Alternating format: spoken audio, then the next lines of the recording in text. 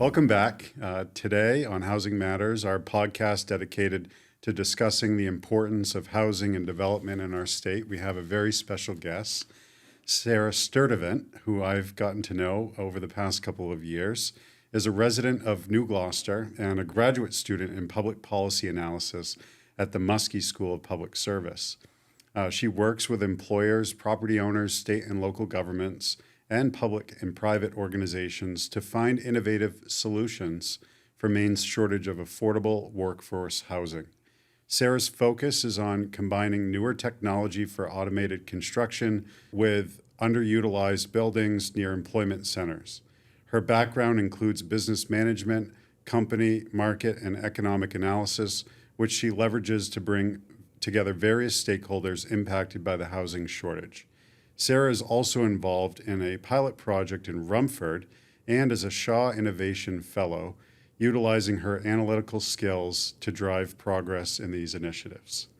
So, Sarah, I try. Yeah, you try. I try hard. Sarah, thanks for being with us today. Thank you. You know, I have to share with those listening that you, in particular, have had a really impactful kind of influence on my life, really, here in the past couple of years. You and I met serendipitously, really, at an event at University of Maine at Orono. For those who don't know, the University of Maine at Orono has this house that was 3D printed. It's very cool. It is very cool. And it was very cold when we were standing in line to see it. And Sarah and I were both going into the house at the same time, and I'm like, who are you? And she's like, I'm Sarah. And I'm like, what do you do? And she's like, oh, I'm a person. And I'm like, yeah, you are a person. No one's ever said that to me before, which I really thought was interesting. And as I, got to know more about you and your background, I've just really been fascinated by your analytical mind and the way in which you look at the world, not just through anecdotes, but through real data and facts, but then are able to synthesize all that into something that's meaningful. And it's just been really wonderful to get to know you. Yeah, I really enjoyed working together, and thank you for all the work on the Joint Select Committee, which I've had the honor to testify a couple of times. And it's just, I'm always amazed at the questions from the committee and the broad range of people who have testified and talked with the committee. And hopefully it will continue on, because I think that group has really done great work. So. It's interesting you mentioned that. I was at the State House yesterday, and the discussion was whether or not the Housing Committee should go forward. And both myself and the former chairs of the committee testified to say, hey, look, this work is critical to the economic success and the vitality of our state. And we need to make sure that we continue this as a standalone committee because the work is complex, which we'll get into today. Yeah. And it can't just be dovetailed into another committee as an add-on, at least not in a way that would allow it to be contemplative in its work. So I'm optimistic that will become a standing committee. That'd be great. On housing, which I think will be great. Yeah. So I'd like to kind of start by how it was that you got into this realm of housing, because you come by way of a financial advisor background and in Massachusetts, right? Yeah, Boston and area. New York, Boston and New York. Yeah. So why Maine? Why housing? Yeah. Well, so I grew up on a chicken farm in Sydney, not far from here, and put myself through Bowdoin and graduated in 1982. And at that time, there were plenty of places to rent and houses, but there were no jobs. And so my husband, who graduated a year earlier, and I ended up in New York, and just through a fluke ended up in the investment management business. And so I had a 30-year career there. The last 7 years I worked on macro topics, so this was during the financial crisis and after, for Wellington Management. I was in the Global Macro Research Group. So I analyzed companies, markets, industries, macro trends, and economies, working with the economists and the portfolio managers. And did a few things in between, but really when we were able to move back to Maine, so it took kind of 40-odd years to move back, I was really interested and just stumbled upon the Muskie School's program, graduate program in public policy analysis, and it had always been an interest of mine. Even in college, I'd been interested in housing. Kind of funny thing, my husband actually had the career in housing. He worked at the Boston Housing Authority for many years. And so through that program, really got introduced to Shaw Innovation Fellowship, was lucky enough to win a fellowship, and working with research assistant Jacob Curtis, really spent a year thinking about the availability of workforce housing in Maine. And we'll talk about a couple of projects that came out of that work. I actually did graduate in May from Congrats. that program. Thank you. And have now, as an independent research consultant, done some work for the Maine Affordable Housing Coalition. Okay. So the Shaw Fellowship work ended up on MAC's website, and now this new work is also there, and it's basically a case study approach on why is it so expensive to build affordable housing in Maine. So I'm curious, for those listening, what is it that you mean by workforce housing? So it is a defined term, as is affordable housing. So by workforce, I'm really looking at what the vast 80% of household incomes could afford. And so let me unpack that a little bit. Yeah, please. So the work that we did for the Shaw Innovation Fellowship, we actually did a data visualization project using Maine housing data. And we looked at where was affordable with a capital A, meaning subsidized or guaranteed to only have to pay 30% of your income towards rent, where were those households in Maine? And so Maine Housing was great to work with. They gave us the data, and we were able to build a map of the state by program, by location, to understand where is that affordable housing. And there weren't a lot of surprises that came out of that, because Maine Housing is very thoughtful about how to spread those opportunities for households. But what I was surprised by was only about 7%, 8% of Maine households have one of these programs where their rent is capped at 30%. On the other end of the income spectrum, the top 10, 8 to 10%, depending on what county you're in, can afford new construction. So it's the vast majority, 80% of household income, should they become unhoused, wouldn't be able to afford new construction, nor would they be in a government program. Okay. So when you hear missing middle is another term that's used, it's really the missing 80%. And this is part of the reason why I'm so passionate about this. It's almost everybody. It's everybody. Yeah. So one of the terms that gets thrown around a lot is AMI. It's a HUD calculation. It stands for Area Median Income, but it's really developed to understand who could qualify for a program that would cap it. And so it's really not saying that a household of 4 in Kennebec County makes $98,000 a year. It's saying that size household would still qualify at that income level for housing, because housing is so expensive. So the bar would be, you can come here if your household of 4 has an income of $96,000 or less. Right. You could get on the wait list. You could get on the list. Yeah. Maybe. So it's very, very complicated. I mean, Yeah. this is one of the things is each project might have they might have some units where you need to make 30% of area median income, and some units where you could make a little bit more or a little bit less. Yeah. So it gets very complicated when you layer multiple subsidies on top of each other, and increasingly what we're seeing in new multifamily projects is that there are 6, 7, 10 layers of financing. And so it gets very complicated from an accounting perspective, very complicated managing that project ever after, because you have to have each household perhaps meet a particular target. So just back to workforce housing, I really think of workforce housing as really this 80% that isn't in a program and doesn't have enough income to afford new housing construction.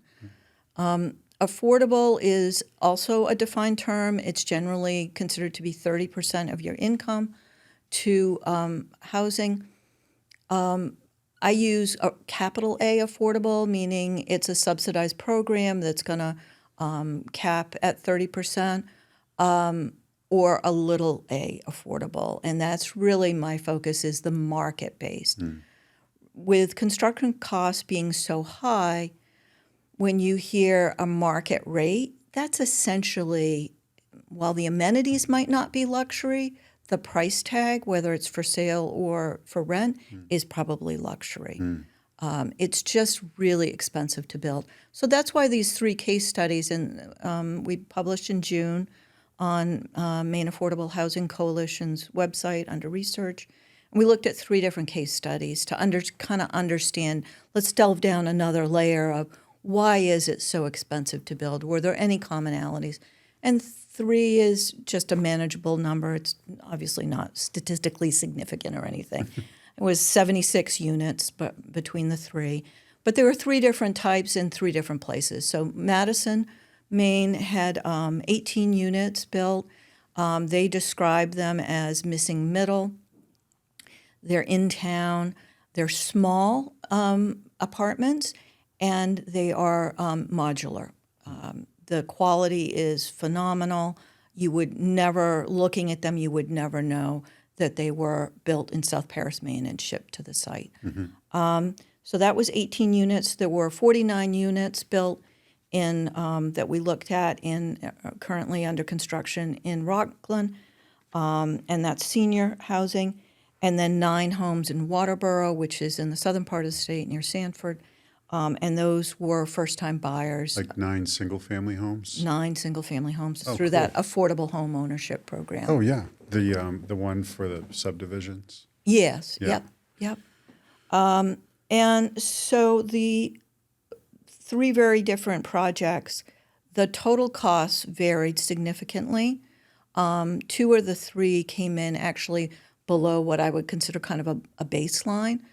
So the Madison and Rockland came in at $280,000 a unit for Madison and $320,000 in Rockland. That's the projection. The ones in Waterboro, were $395,000. Okay. They were 1,400 square foot capes on an acre land of land. Okay. So about a 35% spread between those costs from $395 to $280. So big, over $100,000 difference.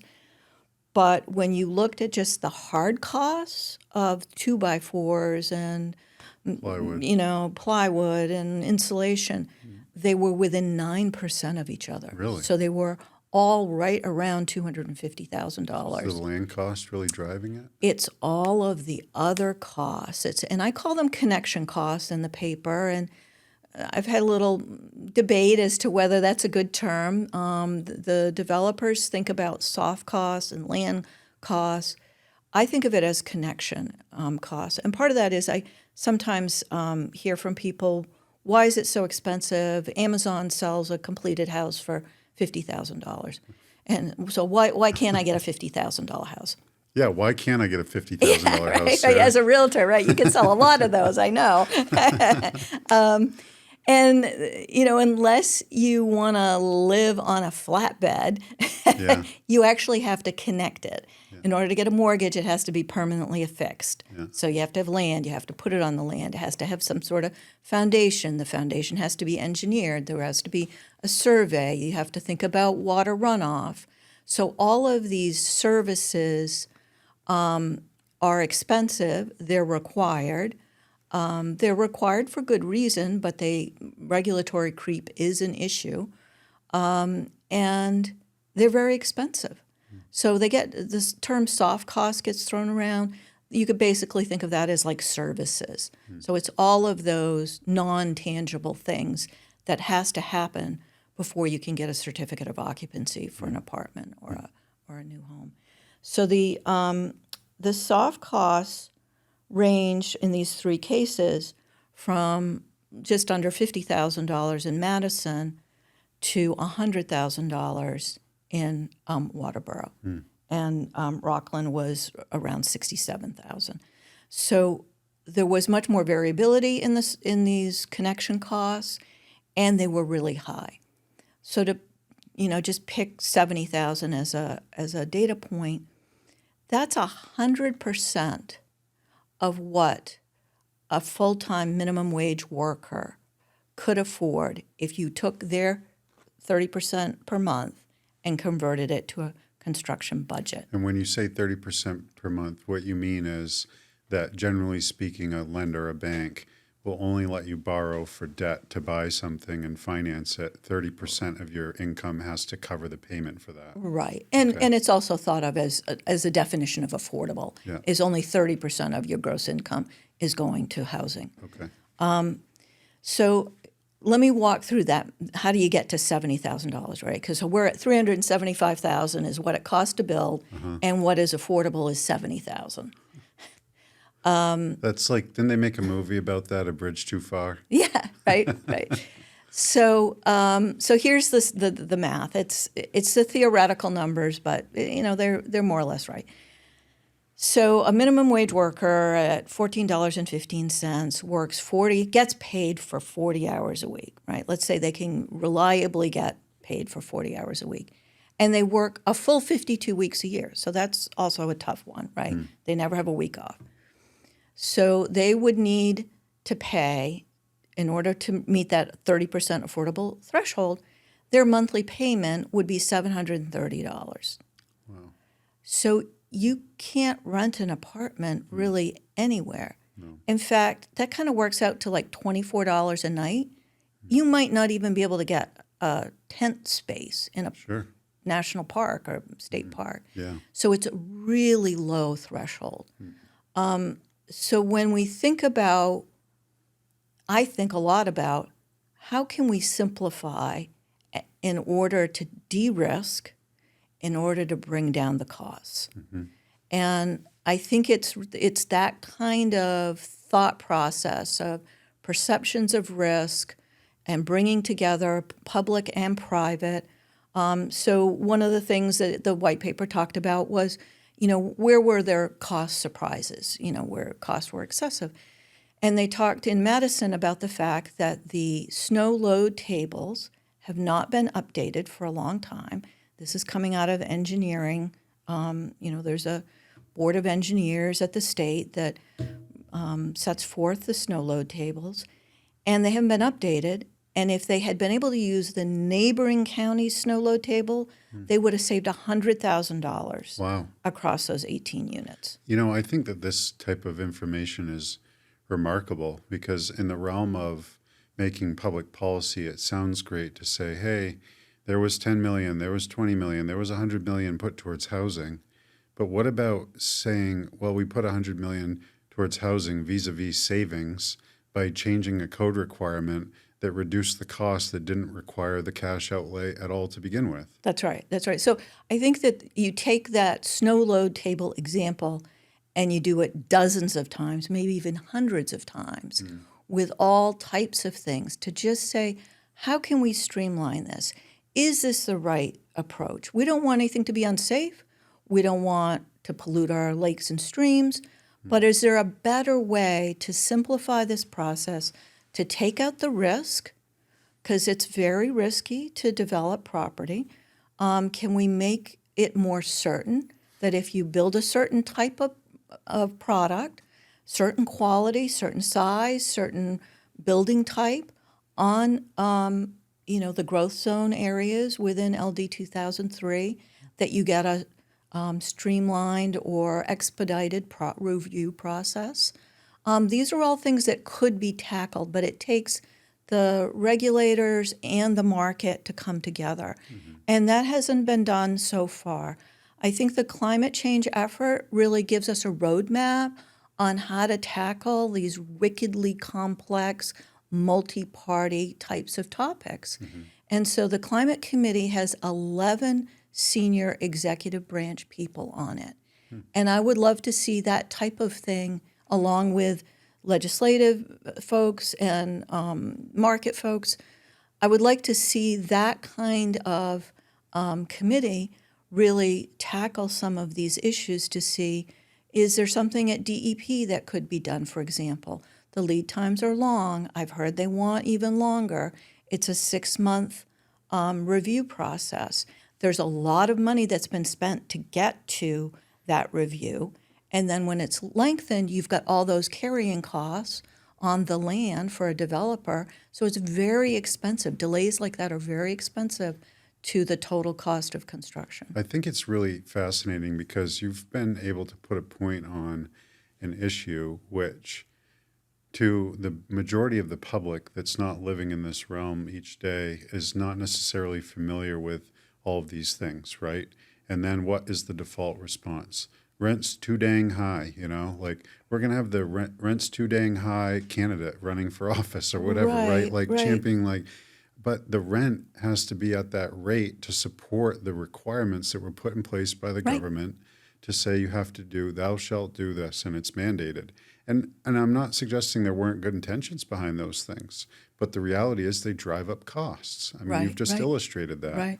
And I think, from the 70s onward, so last time there was a lot of construction was in the 70s. And then, I had the experience of graduating and there were no jobs. Housing was plentiful, but there were no jobs. Just the opposite of what we're experiencing now. And so I think for people who are housed, who haven't thought about it, they came from that mindset of, industries were going away, housing was plentiful, there was abandoned housing, there was plenty of supply for sale. I mean, that was for 30, 40, 50 years. That was kind of the mindset from the middle of the 20th to, early 2000s. And now things are changing. And something that hasn't been invested in for 50 years is falling down. So we don't have enough housing stock. One of the things that you mentioned was the Shaw Innovation Fellowship. So we also looked at what was the gap, and I'd come up with 30 to 40,000 units short as of 2023 when we published in May. And then we're happy to see HRNA, which is the consultant that the state hired, came out with 38,000 units short in 2023 with a forecast to be 84,000 units short by the end of this decade, which is now only 5 years off because this year from a building perspective is more or less in the books. So we're falling further behind every year. Some of that's population growth, but some of it is we're not building enough. And we can't build enough because the costs are too high to pencil. This is they always talk, that doesn't pencil means you would lose money if you built a $400,000 house and charged $140,000 for it. So the market is just failed for the 80% in the middle. And I think the government could work with the industry to try to do all the things I just mentioned, de-risk, simplify, expedite, and really think through, are the regulations really appropriate or are they excessive? So this is perspectives of risk is one of the phrases that I use in this white paper. And I understand why an engineer would want to engineer something that they could put their name to, that they would know would never fall down, or they could be high, other than a direct hit from a huge tornado or something would not fall down. And so their perception of risk is, will it withstand the elements? The perception of risk that what happens if we fail to build is not really in people's mindsets yet. And I think we have to think about that. So what does it mean if we don't? What is the risk if we don't build enough? We saw last fall, Penobscot Community Healthcare closed. They have 5 locations. They closed their walk-in hours on the weekends because they couldn't staff. and they couldn't staff because they couldn't hire people they didn't have any place to live. And so this is a real risk that the quality of life could be significantly impacted if we fail to build for the workers that we need. Because we are an aging population in Maine, and so the only way to continue to bolster the workforce is either A, we have a lot of babies. My wife and I are trying to help, but that's only one. Or B, and we've got to wait 20 years. Yeah, right. Yeah. And then hopefully pray that we'll try to raise and pray on that front. But or B, we bring people in, right? That are younger to participate in the workforce. Right. And so grandma's home that grandma is still living in that needs to be taken care of by somebody who's coming into the state, it's not available to them to buy to live in. And I wonder, you're a very astute observer of things, and I wondered to which this is. I mean, we hear nationally housing prices are crazy and whatnot, but it seems New England as a whole, and maybe Maine as well in particular, because of our aging population, is in a really, really unique disadvantage to add housing because production housing really is not a thing here. Out west, the Midwest and out west, they have tracts of land that are put up by developers, and then there's a home builder that comes in and says, we'll take 40 of those lots, we'll take 100 of those lots and build on it so that, we can make a profit as a builder, you make a profit as a developer. That really doesn't exist much in Maine. It's a little bit in southern Maine and pockets here and there, but not really much. Yeah. And yet at the same time, we are among, I would say, probably in the top 10% in terms of need to import or bring people in to our state to be able to address our workforce crisis. Yeah, yeah. And so it's a bad catch-22 when the jobs to build the housing don't pay enough for the existing cost of housing. Yeah. We're just in this bad spiral. Yeah. Modular definitely is part of the answer. That's what I was just wondering, all right, it's a bummer, but what do we do about it, Right. Yeah, so we're lucky in that as a state in a couple of ways. So KBS is a modular manufacturer in South Paris, and they've got capacity to be much bigger than they are.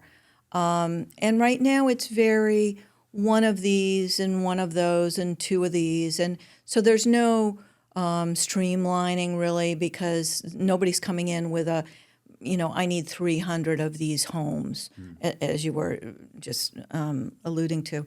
So there's efficiencies. There's efficiencies from engineering. There's efficiencies from the engineering drawings actually cut the materials so that there's less waste. There's less waste from climate issues because it's all under one roof. Their workforce is more diverse because people know they're going to one location every single day on a set schedule, so they can carpool and they can figure out childcare and whatnot. It's climate controlled. It's more ergonomic, so people who are aging, the average age of construction workers in Maine is 47. So half of our workforce is older than that. So there are other, KBS happens to be one, there are other modular and panelized companies in the state. So I think that technology is definitely part of the answer to this. But this is back to my thought process on, basically Maine won't wait is the climate one. We need a Maine can't wait for housing. That includes the training programs, and it includes community college and the CTEs, or it used to be called Voc Ed. But it's interesting you mention this because I think a lot, has been done to help bolster the STEM fields and participation, particularly among women in the STEM fields, which is wonderful. And there's a lot of emphasis around healthcare-related fields, to get people to go into things like nursing and whatnot. But there really hasn't been a lot of emphasis on, or the solar installers. But, what is your role in the world? My role is to create housing for other people to live in. Right. Well, what does that look like? I mean, what that connotes, I think, for a lot of people is hammer and nails on a job site, right? But off-site construction seems to bring about this option for people to work in a controlled environment that they may like. And actually, recently we had an interview with former Speaker of the House, Ryan Fecteau, and we unpacked this a little bit as, a way in which people might contribute to solving the crisis while also having a good job at the same time, Right. with benefits and security for themselves and their family. Yeah. No, I think it's an exciting time. A lot could be done.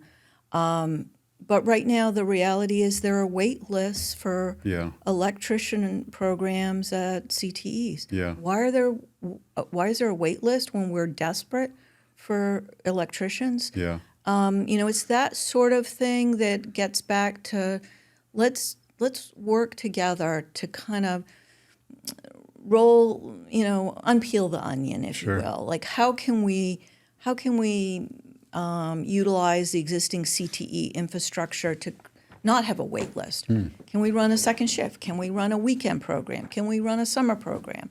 How do we maximize the number of people being trained out of our existing infrastructure? So there are a number of things like that. So the engineering piece was one that came out of the Madison project. In Rockland, I was surprised by the fact that there was a 6-figure payment to an impact fee to figure out if the local water authority had enough water and surge capacity. You would think that was a one-time research project that could have been done, right? I'm not sure why that exists, but it's a very common thing that there's a big impact fee.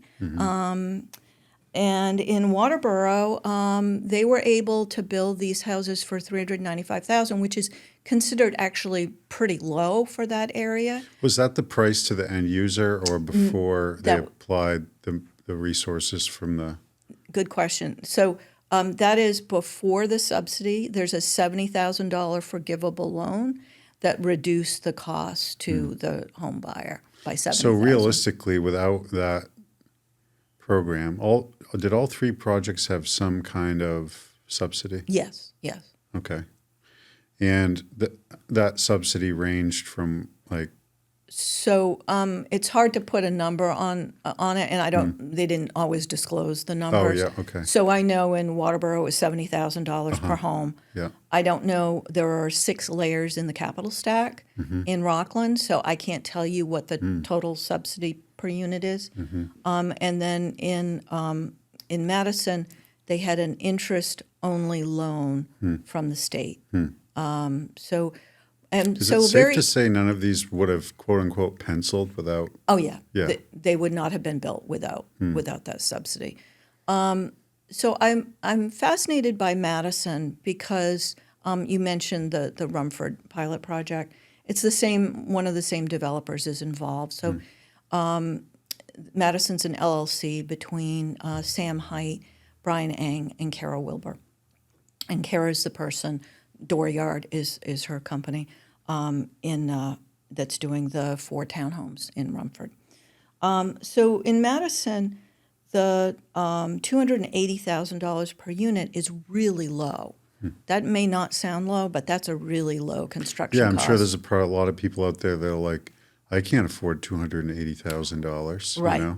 To your point earlier of... Right, but it's certainly better than $375. Sure. So this is like, what can we whittle down? How can we bring this down? Yeah. So the part of the way that they got there were really 3 things that they did that were significant.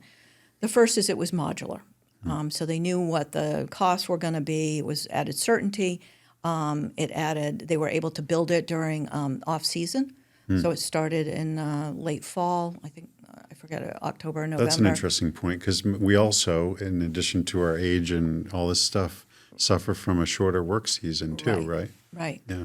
So the boxes were built off-season, and they were put in place in April. They're very small. So the studios are a few hundred square feet, and then the 1-bedrooms are 500 or 600 square feet. I have it in my thing. I don't remember right off the top of my head. That's okay. They average 500 square feet, but and then there were a couple of 2-bedrooms that were big.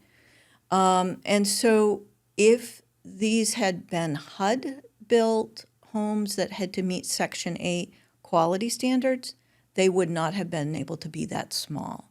So the fact that it was state funded allowed them to be slightly smaller.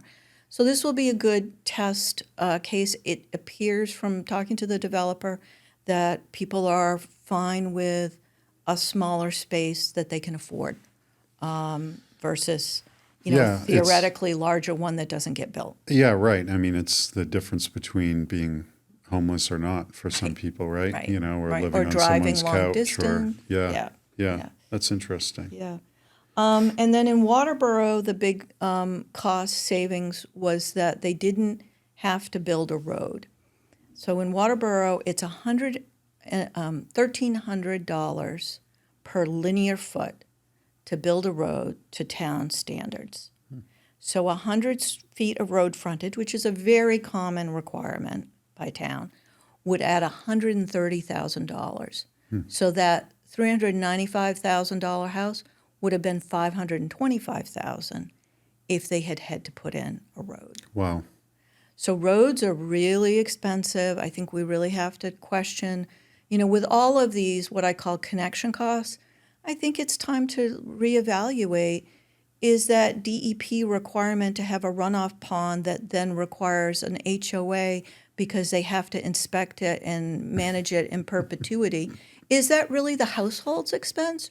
Or is that a municipal expense or a county expense or a state expense? Yeah. Why should the household pay for that? That's an interesting thing because we do, I try to stay out of the political discussion as much as I can with this podcast to keep it broader, right? But the reality is there is a requirement in the state of Maine that when you pass a government mandate, that you as the legislature have to pay for it. Otherwise, it's deemed an unfunded mandate and it's not constitutional per the Maine state constitution. Yet we have, I would argue, a whole host of now unfunded mandates that are kind of like under the radar unfunded mandates because they've already been passed with good intentions. Like people were like, we want to make sure that our rivers and streams and everything are safe. No one, I don't think, disagrees with that. Yet the reality is the requirements to which we've put in place, and another state might handle it differently, Right. Have made it such that it's kind of like an unfunded mandate as it relates to the production of housing. Not for a local municipality, which is generally, or like a local school district, which is generally what's thought of with unfunded mandates. Right. It's an unfunded mandate toward the community that is tasked with trying to create housing so that you have places for people to live. I mean, Right, that's right, that's right. Yeah, so that's one of the differences between 1970s and today is what you're required to do. Yeah, I think we've joked about that, right? Like with the Sears catalog of homes back in the 1920s, they Right. sold some 70,000 homes Right. all over the U.S., and no one asked, like, can I put this here? Right. It was, it's going to work. Why? Because there's no requirements as to what you can put here. Right. So requirements aren't bad in and of themselves, except that the notion that the developer pays is really the household pays. And that's part of what has made it unaffordable. Yeah. So I think tackling all of these things in a, way that, we don't want to make anything unsafe. We don't want to make anything, certainly don't want to pollute our rivers and streams and lakes. But can we do it more thoughtfully? Can we do it a little bit less onerous on the new household that can't afford to build? Yeah, no, it's true. I guess I would ask you this, what do you think the role of data analysis really ought to be in the production of housing? Do we need more information to make decisions, or do we have enough information to be able to move forward with changing the path that we're on? I think that there are the people who are deep in the weeds of, I'll go back to my snow load table, right? Sure. I'm not a meteorologist. I'm not an engineer. I'm not a developer. I'm not a builder, right? So we need all of those people to come together. And they have data. And they could debate this much more meaningfully. But maybe it's time that we updated our snow load tables, and maybe that would have a big impact on the total cost. And it would take into account the risks, not just of the roof being able to bear the weight of the snow, but also how much being excessively secure in your snow load calculation has added to the risk that we're going to fail to build. And the failure to build risks are enormous. It's everything from you can't get your car inspected because nobody wants to do car inspections at the cost of what they're reimbursed to do it, to the ER hours are closed, or there's long waits, or there's nobody to pick up the phone, or on and on. So I can anticipate that the trajectory we're on is definitely housing linked. We're definitely impacted by our ability to hire. And if we keep on this trajectory, as people who are now in their 60s and early 70s are in their 80s and 90s, this is part of what drives me, really, Yeah. is when I'm 98 and I fall and I break a hip, will anybody answer the phone? Will there be a dispatcher? Will there be anybody to have serviced the EMT vehicle? Will there be EMTs to come pick me up? Will there be anybody at the emergency room? We're fearing the wrong thing. Our fear of that there will be two cars in front of me at the stop sign is it's excessively feared versus the fear that there won't be anybody to provide essential services. Yeah, that's so true. You had a very diverse background related to financing and really some more higher level kind of positions that really delved into sophisticated looks at how financing really works, behind the scenes. And I'm curious, to what degree, we talk about the production of housing and the challenges with that, but what about the financing side of things? Yeah. Isn't that a barrier too for housing? Yeah, it is. And, I can't, it's a broad topic. It's a good question. Sure. It's a broad topic. Different parts of the financial industry would have different answers to it or different perspectives. I think one of the things that I come back to is, so a lot is driven from a lending perspective. So whether you're a developer borrowing money to develop the property, or you're a homeowner or a landlord borrowing money to manage purchase a already built property. A lot is driven by whether the property will appraise for this value. And I think that in many places, the appraised value of existing housing has not caught up with the actual cost of building that housing. So to use the Waterboro example, they elected to provide more land rather than they could have built more units. They could have easily built 2 to 3 more units on that land, but they would have had to build a road. And the appraisers and appraisal process and frankly the public don't really value a road, 100 feet of road, for $130,000. So they swapped land for not having to build a road and built fewer units. That appraisal process is very focused on cost per square foot comps. So apologies, it's a bit of a rant on cost per square foot, but so cost per square foot takes the total cost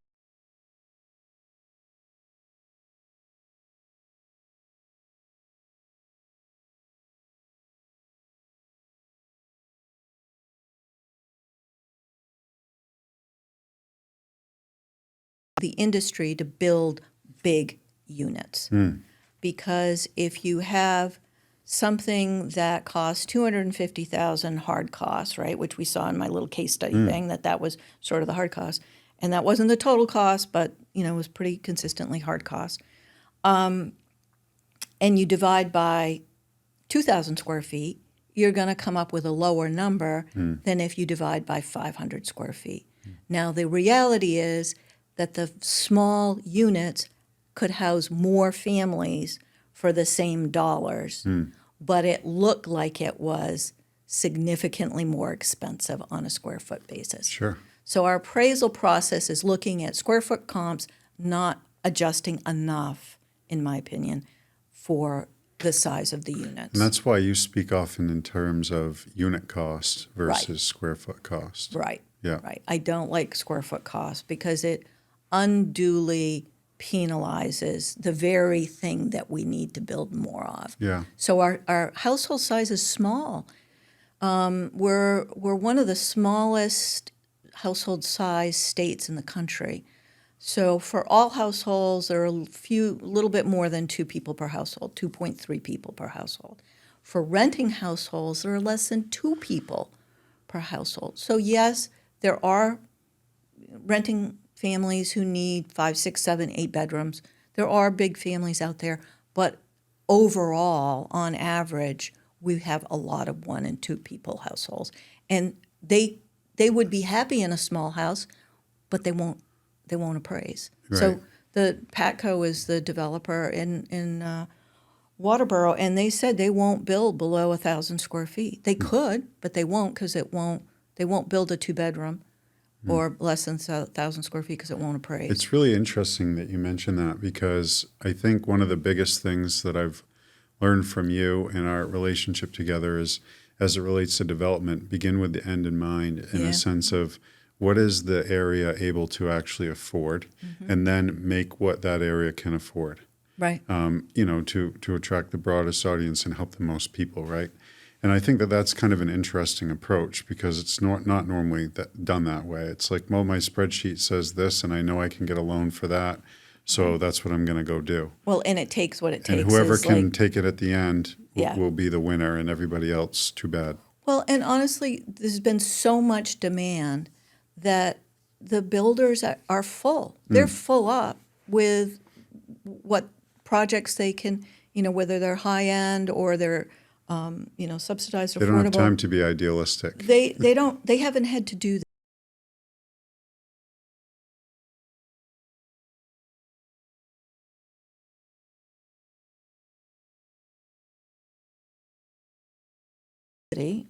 Because it's way more than in the 70s it was a contractor and a pickup truck and a few guys, and now it's so this comes from the National Association of Home Builders. On average, 24 subcontractors per new home built. Wow. So a new single-family home takes a year to build on average and has 24 subcontractors. So it's a virtual company that comes together. And the numbers are even worse for multifamily, much longer, almost 2 years, and many more subcontractors. So what happens when, building is often a local industry. We don't have the big, statewide or even countywide contractors like exist in other places in the country. When you lose 1 or 2 key people to retirement in that network of 24 subcontractors, it slows everything down. Sure. It makes it more difficult. You might have to even sort of pay up. There might be a hazard pay bump, if you will, because you're asking them to commute further to get that missing skill set. So it's a complicated virtual company. In fact, many people might not know this, that typically a subsidized project, multifamily project, will have a capital stack of between 6 and 20 layers of funding, and they will form an LLC that is a syndicate to house that one location. So there's a company formed for that one address often. Yeah. So it's a very complicated So thing. that all the money that's tied to that project is only exposed to the risk on that one particular.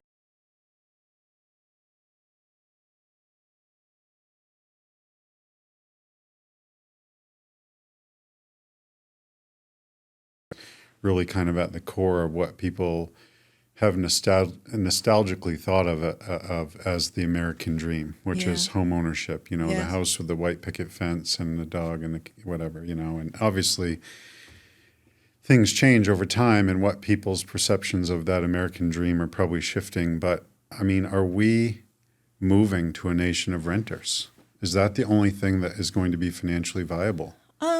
Or I is there a hope- path for home ownership? I hope not. So you asked me earlier about the townhomes in Rumford. So this is kind of my pet project, Yeah. although I'm not the developer. So it's now in Dooryard's hands. But my dream was that 2 full-time minimum wage workers could buy their own home by making it less expensive. So it's small, it's modular, there's an attached wall, but they have a little front yard, a little backyard, they have a place to park their car, they have a place to plug in their e-bike if they want, they can walk to amenities, they can walk to the grocery store. And I think that really brings back dignity and hope for somebody who's an hourly employee. And we should do that. That's a noble thing. That's an important thing. So I think it's possible. We'll see. I haven't seen the final pricing on those units. I'm hoping that the 1-bedroom, 1-bath will come in sort of mid 100,000. There are first-time buyer programs where there's $5,000 to $10,000 towards down payment and closing costs. And Yeah, if- quick point on that, actually. Ahmed, who used to work for us, he's 19 years old. He just bought his first home 18 days after he turned 19. Oh, wow. Yeah, right here in Augusta, and he did utilize that Maine Yeah, first-time homebuyer program. It's a great program, and it also buys down the interest rate. Yeah. So it's a great first-time buyer program, mainehousing.org, and you can find it. So my hope is that not everybody's geared to be a homeowner, but not everybody needs to have somebody else provide all the services. So self-service is always the lowest cost option. So if you're capable of mowing your own lawn and shoveling your own sidewalk and, painting the door when it needs to be painted or, unclogging your sink, then you're going to be able to create equity in your home. And even if house prices don't go up, you just keep paying in principal every month and every year, and eventually you have built equity. So it's a forced savings mechanism. And so I hope that there's a role for both rental and home ownership, because I'm a firm believer in home ownership. Yeah, that's awesome. Well, this has been a wonderful discussion Thank you. today. Thanks for having me. Yeah, absolutely. I really am thankful. I mean, there's a lot of folks who, quote unquote, retired to Maine, if you will. Of course, I know that you grew up here and were kind of coming back. But you could have just, decided to spend your days gardening or enjoying the beauties of this state, which I know that you do that to some extent. But you've also chose to re-engage, and I think in a way that is going to be impactful for decades to come, because we have to address this issue, and it's an issue that impacts everybody, no matter what their background, their beliefs are, everything. Everyone needs a good, safe roof over their head. Right, absolutely. So, Sarah, this has been a great conversation. If people want to learn more, where should they turn to get more information about your work and what's going on? Yeah, thank you. So both my research papers are on the Maine Affordable Housing Coalition website, which is mainehousingcoalition.org, and it's under research. And hopefully there will be a follow-up case study in the fall. There's also a conference in the fall. Every other year, the Maine Affordable Housing Coalition puts on a housing conference, so that, I believe, is in October. Excellent. So both of those are good sources. Great. Thanks, Sarah.